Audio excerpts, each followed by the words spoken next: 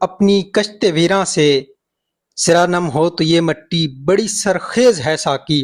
معزز حاضرین کرام، محترم پرنسپل صاحب، قابل احترام اساتذہ کرام اور میرے ہم مکتب ساتھیوں، السلام علیکم۔ میری تقریر کا عنوان ہے یوم آزادی پاکستان۔ یہ کوئی معمولی دن نہیں، یہ وہ دن ہے جس دن ہمارے وجود کو ایک پہچان دی گئی، ہمارے خوابوں کو ایک تعبیر دی گئی اور ہماری قربانیوں کو ایک انعام دیا گیا۔ 14 اگست 1947، ایک تاریخ، ایک لمحہ، ایک انقلاب۔ یہ وہ دن ہے جب غلامی کی زنجیریں توڑ کر ایک نئی صبح نے جنم لیا۔ یہ وہ دن ہے جب لاشوں کے انبار، خون کے دریا اور آنسوؤں کے سمندر کو پار کر کے ہمیں پاکستان ملا۔ محترم حاضرین کرام، یہ وطن یوں ہی ہمیں وراثت میں نہیں ملا۔ لاکھوں جانوں کا نذرانہ، ماؤں کے جگر کے ٹکڑوں کی قربانی، باپوں کی ٹوٹی ہوئی امیدیں اور بہنوں کی لٹی ہوئی عزتیں، تب جا کے ہمیں آزادی کا یہ دن نصیب ہوا۔ قائد اعظم محمد علی جناح کی ولولہ انگیز قیادت اور علامہ اقبال کا خواب آج ہماری حقیقت ہے۔ ہمیں نہ صرف شکر ادا کرنا ہے بلکہ یہ بھی سوچنا ہے کہ کیا ہم نے اس آزادی کی قدر کی؟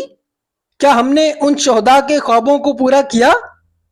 آج دشمن ہماری سرحدوں پر نظریں گاڑے بیٹھا ہے، جب ہماری قوم فرقوں میں بٹی ہوئی ہے، جب سچ بولنا جرم اور جھوٹ بولنا کاروبار بن چکا ہے، تو سوال یہ ہے، کیا یہی وہ پاکستان ہے جس کا خواب دیکھا گیا تھا؟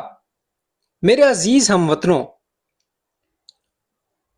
وقت ہے جاگنے کا، بیدار ہونے کا اور ایک نئی روشنی کی طرف بڑھنے کا۔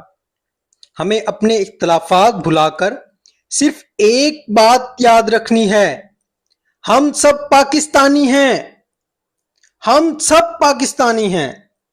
تعلیم، محنت، ایمانداری اور اتحاد، یہی وہ ہتھیار ہیں جن سے ہم اپنے پاکستان کو دنیا کی بلند ترین صف میں لا سکتے ہیں۔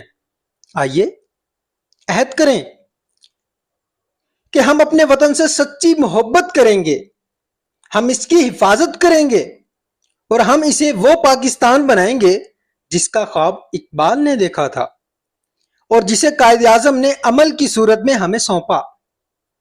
آخر میں ایک بات کہنا چاہوں گا، یہ مت پوچھو وطن نے تمہیں کیا دیا، یہ مت پوچھو وطن نے تمہیں کیا دیا، یہ دیکھو تم نے وطن کے لیے کیا کیا۔ پاکستان زندہ باد، پاکستان پائندہ باد۔